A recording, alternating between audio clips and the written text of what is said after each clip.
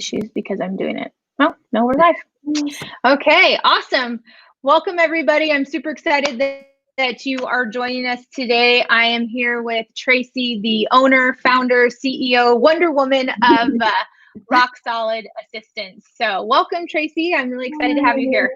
I'm excited. I'm honored. Thank you, Christy. Well, so just a little bit of background. Tracy and I work together, in real estate and helping her sell her home here in Arizona. Yay. And I just fell in love with her upbeat personality, positive, vibes, and just faith, right, in God and His plan and everything like that. And the work that you do helping entrepreneurs who are trying to tackle it all, right? To do everything people. Yeah, the do everything people, right? And so I wanted to have you on an interview with you because I think it's important for people to know, right? Like there's a time in your business where you literally can't do it all. Mm-hmm. Like I talked to a gal yesterday who she made my job so easy. She's had a virtual assistant for 4 years and is losing her just because of family reasons. And she said, Tracy, I can't live without it. She said, it's the only way you grow and it's the only way you find freedom. And I just sighed a big relief, like, okay, my job is done here. You already know.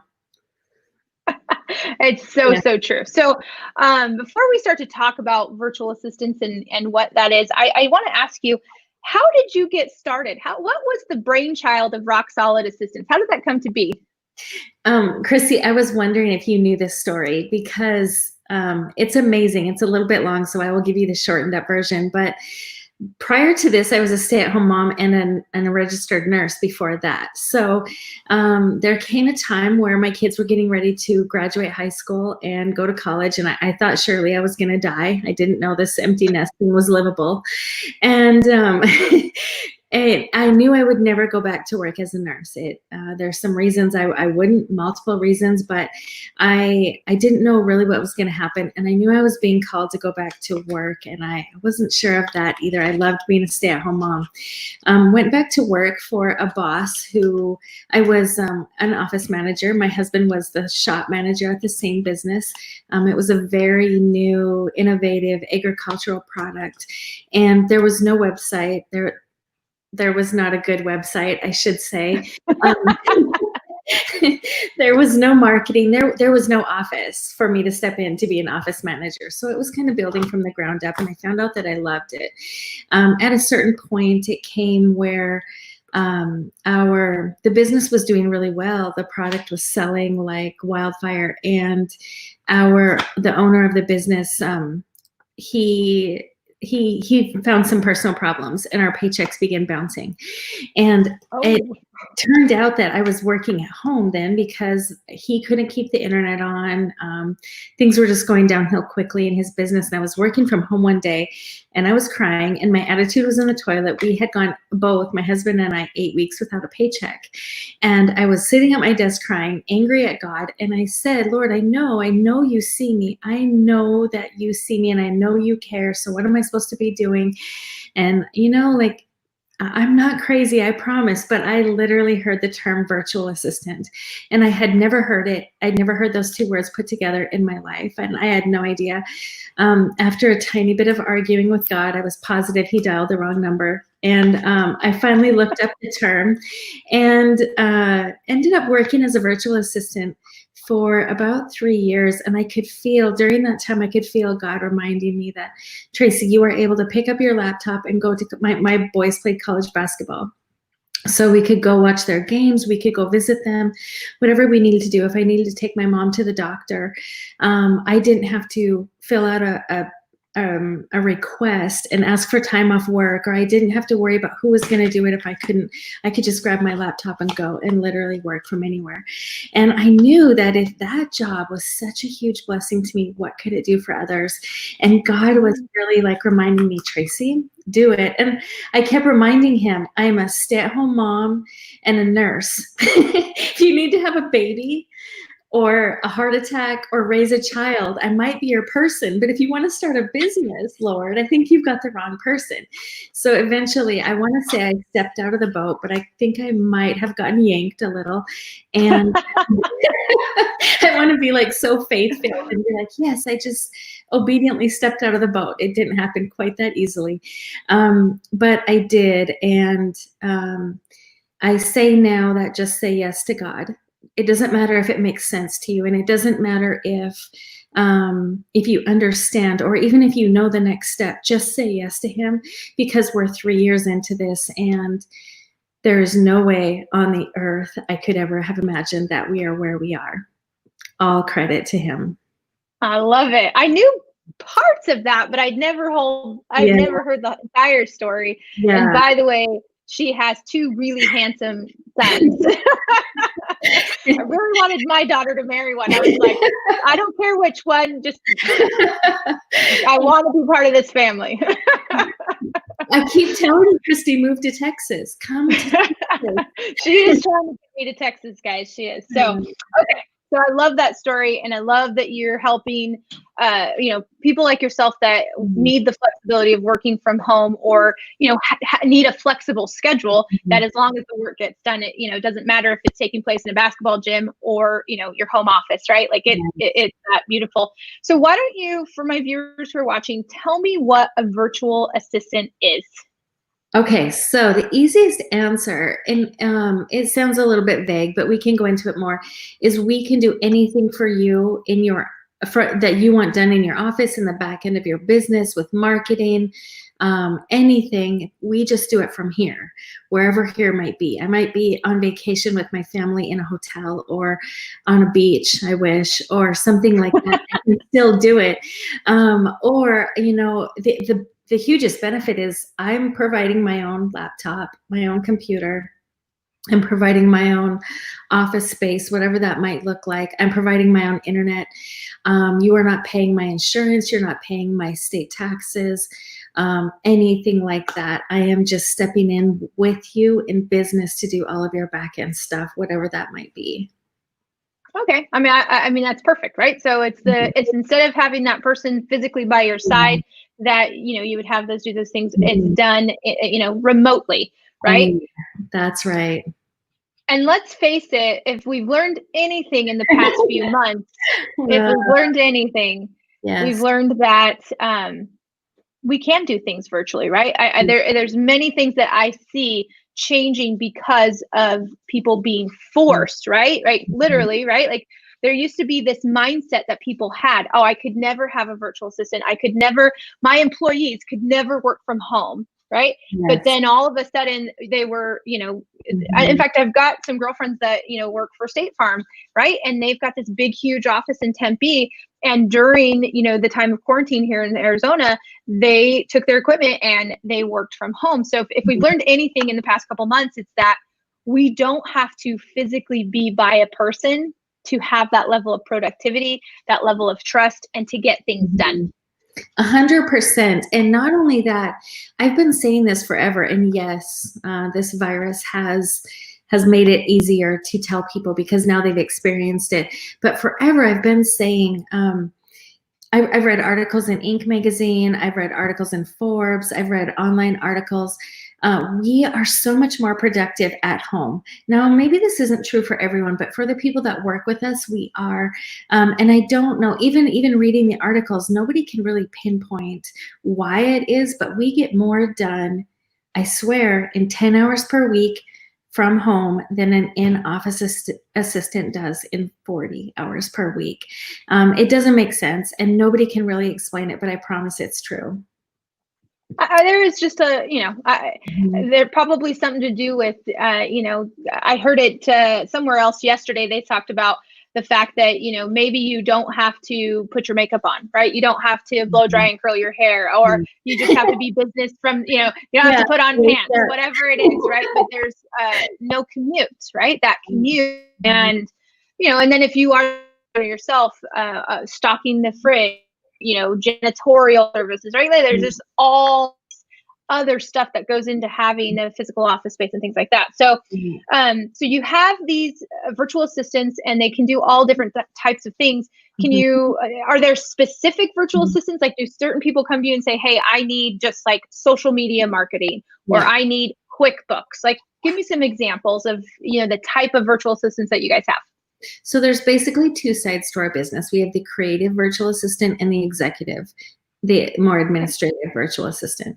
On the creative side, and that is our biggest side, but on the creative side, we are doing social media management and marketing. That means helping you build your brand, sometimes just really pinpointing that brand awareness, blogging, Pinterest, SEO, paying attention to all the analytics. Sometimes even if we are managing our own social media or doing our own blogging, we might be the greatest writer ever. And we can even, format stuff on WordPress if we need to, but are you paying attention to SEO? And just the important, sometimes looking at analytics and making one tweak fixes everything, where then clients are pouring in the door, or whatever, whatever your goal may be.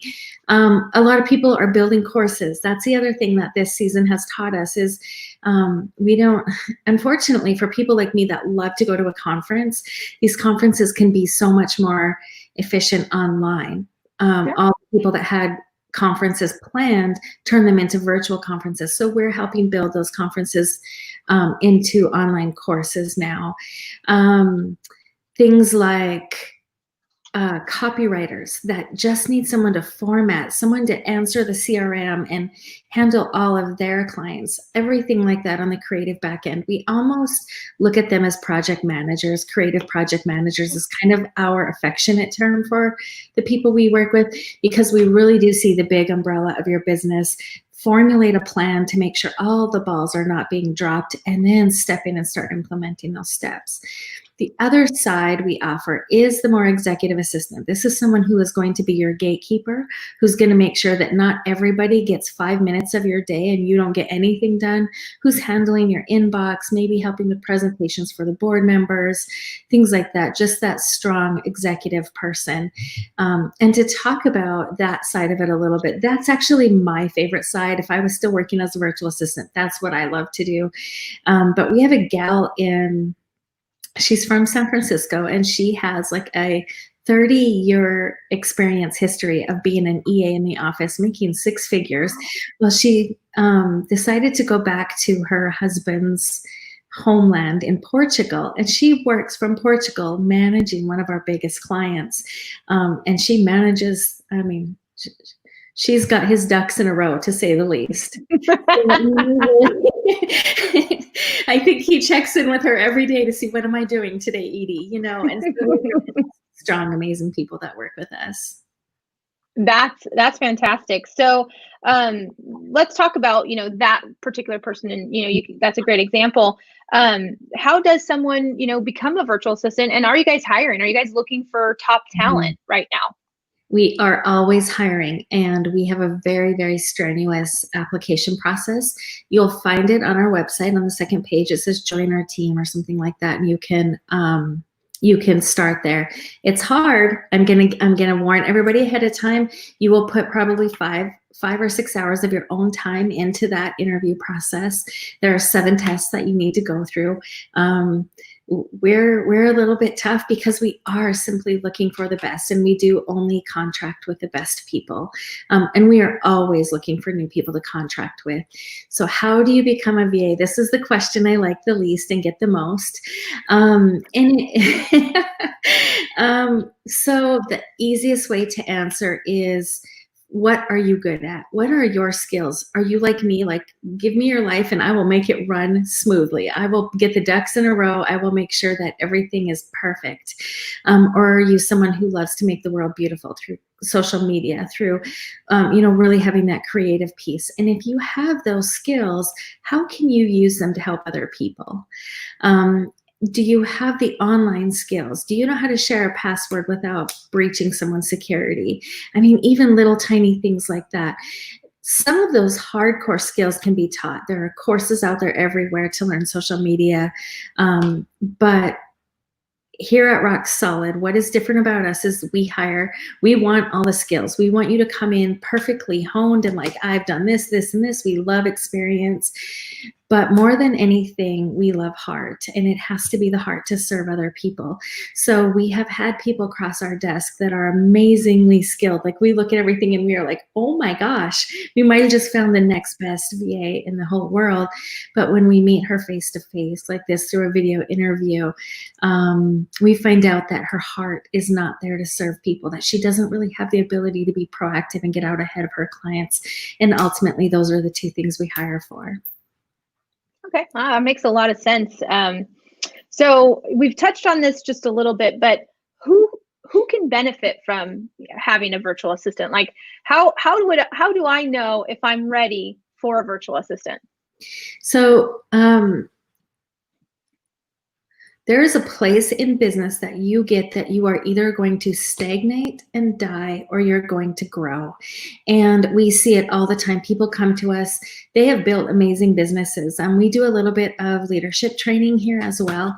And it's because we found people that if they had come to me 2 or 3 years prior and said, hey, I've got this crazy harebrained idea, I'm going to start this business, I would have looked at them like they were possibly like smoking their breakfast. I don't know. And then here they are 2 or 3 years later with this amazing business that makes really no sense.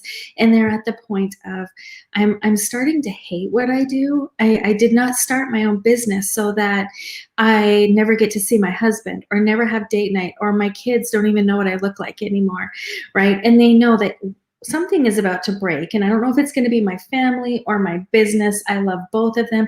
I haven't or my mind. Yeah, I haven't seen my friends in like a year. You're constantly answering every email with sorry for the delay, sorry for the late response, and it's an investment and it's hard. I remember when I hired my own first virtual assistant after being a virtual assistant. I always tell people I had 10 questions, and every single one of them sounded a whole lot like, can I afford this? But the truth was I couldn't afford, I would have burned this thing to the ground. I would have still been sitting there with like 3 clients thinking, I hope someday we can grow. We can't if I'm doing everything. So if you are the person who is starting to feel burnout, you don't love what you're doing anymore, you don't even want to get in your inbox anymore. You're starting every email with an apology. Things aren't great. Like you can look at your social media and you know exactly why your business isn't growing. You can look at your website and want to hurry and shut your laptop quickly because you know that thing is not right. It's those kind of things. And you're either going to grow or you're going to die. It sounds harsh, but it's truly that simple. Yeah, I mean, I completely agree with you.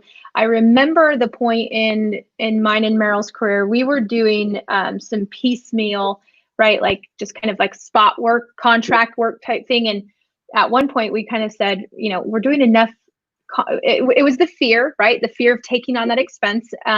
So we were doing contract work because that was less scary. Yes. But at a certain point I was like, okay, we're doing enough contract work that we actually could we could hire somebody. Mm-hmm. And we did hire a virtual assistant at that time. And it was scary because, this was, 6 years ago. Right. And so it was, oh my gosh, I don't know where they're at. I don't know if they're working, all that mental, garbage that was getting in the way. But immediately we felt a difference in our business because it freed up the mental energy, right? Like this is something that I talk to a lot of people about. Someone will say something to me like, well, it only takes me a minute. It's not very hard. It only takes me a minute. But the problem is the mental energy adds up. So maybe it truly only takes a minute, but you're never at rest. And all of those minutes add up. So I love that. So let me ask you this, because again, we were doing contract work, and so we were using companies like Fiverr, right? Different things like that.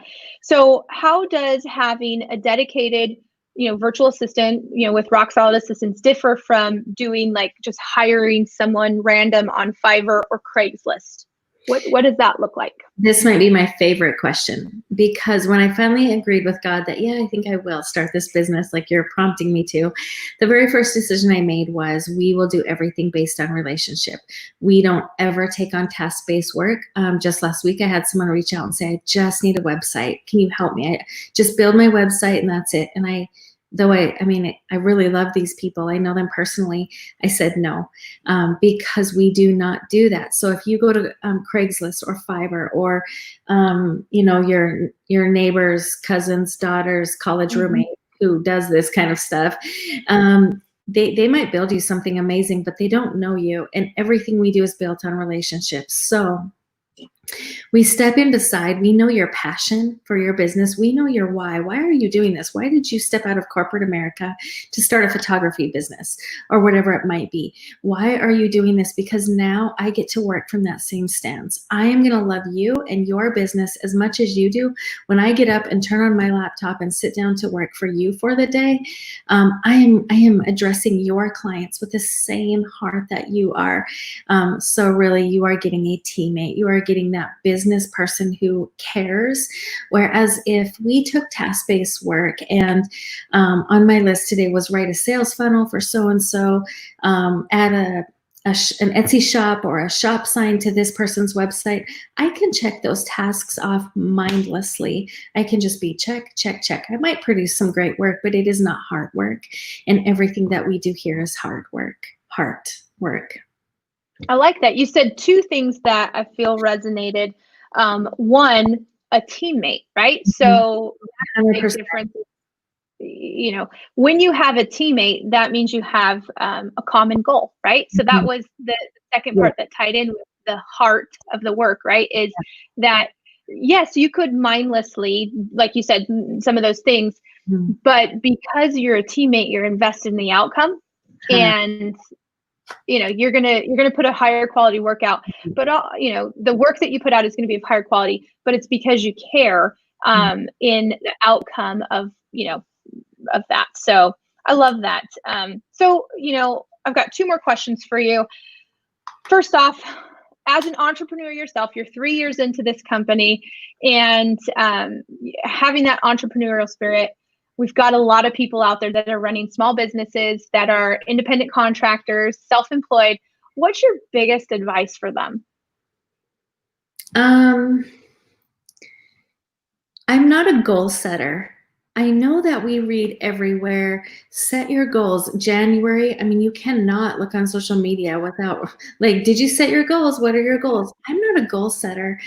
For me personally, I do have goals. They're very, very short term. They might be like at the end of quarter 1 or the end of quarter 2, I want to do this. But for me personally, I want to leave space for God to direct me. I don't want to say, oh, in 10 years, we're going to be doing this, because in 10 years, I want to be exactly where God wants me to be. And man, I do not see through his eyes as much as I wish I did. So that's number one, is really evaluate where you want to be and what it takes to get there, but in shorter bites. And I know that that's very contrary to what you're going to hear everywhere else. The other thing is truly understand what it means to be a solopreneur. I have a team of 5 people right now. Never thought I would say those words. And I really love my team. 2 of them are my sons, but my 3 girls, they are spread across Wisconsin and Tennessee, and love my team. They're stunning skills-wise, amazing. But I'll tell you, the number one thing I love about them is the collaboration benefit of it. If I want to know, hey, should we schedule this interview or not schedule this interview? Or are our taxes ready? I don't have to it doesn't matter if it's the smallest decision or the biggest decision. And Christy, you kind of talked about this, the overwhelm, the decision fatigue. When I was doing everything on my own, at the end of the day, my husband could say, what do you want for dinner? And I'd be like, I don't even care if we eat. Just what it might be. I could not make one more decision right now if I had a gun to my head. I don't care, because I'm exhausted. I'm mentally burned out.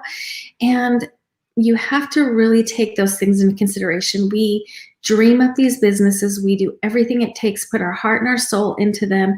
Now we have to really evaluate, do you want to be doing everything because you're going to grow? So I guess just for me, I'm a big picture person. I didn't used to be. I used to be so drowning in the details that I couldn't dream. I couldn't see the big picture. But I really encourage people, take a step back and just imagine, what if it does all go right? What is the next step? And kind of just get that mindset. Plan for growth. I like that. And plan for success. We don't plan for failure. You know, keep your eyes on the prize. And also sometimes I think it just means doing the next thing, not doing the thing 10 years down the road. Just do the next thing and do it really well. I like it. That's solid advice, right? Because it is very scary when you're self-employed and everything rests on you. So my last question, and you kind of talked about this a little bit, you work with your two sons. So what is it like working with family, and what tips do you have? Obviously, you know, I work with my husband, Merrill, and we have a cousin on the team. You know, my sister works for us. My mom works for us. Like, you know, we work with family. How do you guys make it work? What tips do you have if you do work with a spouse or with your family? I have thought about this a lot because I didn't ever see it happening. I never would have thought I would work with, especially my oldest son, who I love. Oh, I love that boy, but he doesn't. So my youngest son works here, and he shares this office with me. He's in here whenever I'm in here, unless it's a meeting like this. And we work very well together because we're a lot alike. My oldest son, who is our bookkeeper, numbers guy, like he wants everything to add up, and I don't do numbers. Please don't even tell me. That's why you're hired to do it. So for me, it's really knowing the person that you work with and giving grace. Kaz, my oldest son, will come at me and he'll say, "Hey mom, here's the numbers for this, and do you know how many we're at here?" And I'm just like, no, don't tell me.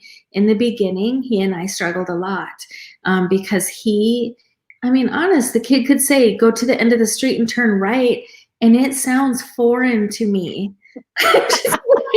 I don't know what you mean. And he has said it as clear as he knows how to say it. I cannot hear his number speak. I cannot hear his number lingo. It doesn't resonate with me. And we really, really had to learn to work together. And it was a lot about grace. It was a lot about me looking at him and saying, I know how his brain works, even though it's very, very different from mine. And I'm going to figure this out because I value him and I value what we're doing. And for him, he really had to, he was the one who had a hard time not seeing me as mom at work. My youngest son knows that I'm always mom, but when we're in this office, mom goes out the door a little bit, and I want things done right. And I think it's worth it. I think it is so worth it to push through. I have seen my boys, they're young, they're 22 and 24. I have seen them grow so much in a short amount of time. And it's also taught them to dream. It's taught them that, hey, if you want something bad enough, chase it, go after it, pray about it, talk to God about it, and then get your feet in motion. And so I love that. And I just, tips, lots of grace. Remember who you're working with. You know them. You know these people probably better than any person you're going to bring in from the outside. Bring that to work with you. Don't you can have your expectations. You are the boss. You are the CEO. But remember who you're working with. And I always say at Rock Solid, we do the hard things and we grow through everything. If there's a mistake, being a nurse, I always, this is the very first thing I tell any new team member that works with me. Nobody died today. If there's a mistake, nobody died today. When you're a nurse, if you make a mistake, there's a chance. Things could go very, very wrong. Here, I hate mistakes. I hate them. I do not like having to say, "Oh, we just sent the wrong invoice. I'm very sorry. We will fix this immediately." But nobody died today, right? It's not that big of a deal. We do the hard things and we grow through it. I love it. I agree. You got to have grace. And you said, we know these people really, really well. That being said, we also know how to push each other's buttons, right? Like, you know, I know exactly what to say and do to irritate my husband. You know, that's just, it's a gift. It's a gift. Yeah, exactly. You know, but when we also love each other immensely, right? And so the other thing I heard you say was kind of stay in your lane, right? Like having roles, right? Kaz has his role, you know what I mean? Like the three of you have your roles and you are very good at those. So stay in your lane, know what your roles and responsibilities are, have grace. And I think that also lends itself to, you know, over communicate, right? Let's not assume. Let's not assume anything. Let's over communicate for the sake of making sure that, you know, we're not thinking something that the other person has no idea, because that also happens. As much as we know each other and we think we know each other's thoughts, there are times that, you know, we're thinking totally different things because we're different people. And so had we taken the time to over communicate like I would with a stranger, you know, then there would have been no confusing. You know, the greatest example I have is that in this little town that we're living, there's a roundabout, one roundabout. It goes around this old building. And at a roundabout, you turn right? And then there's like the first, second, and third exit. That's how normal people think. My son says, turn left at the roundabout. I was like, turn left?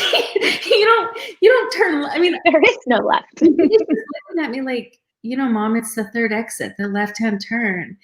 And it's simple things like that. And then when he said it, I was like, oh, yeah, I got it. The third exit, which would be a left-hand turn had it not been a roundabout.